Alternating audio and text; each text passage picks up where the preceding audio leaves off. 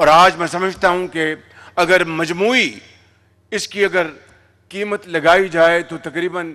40-50 अरब रुपए खर्च हो चुके होंगे बशमूल इस किस्त के।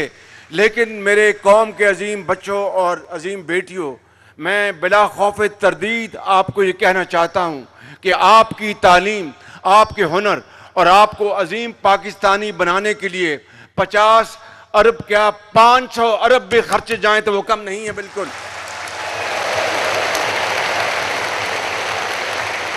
और आज मैं समझता हूं कि अगर मजमूई इसकी अगर कीमत लगाई जाए तो तकरीबन 40-50 अरब रुपए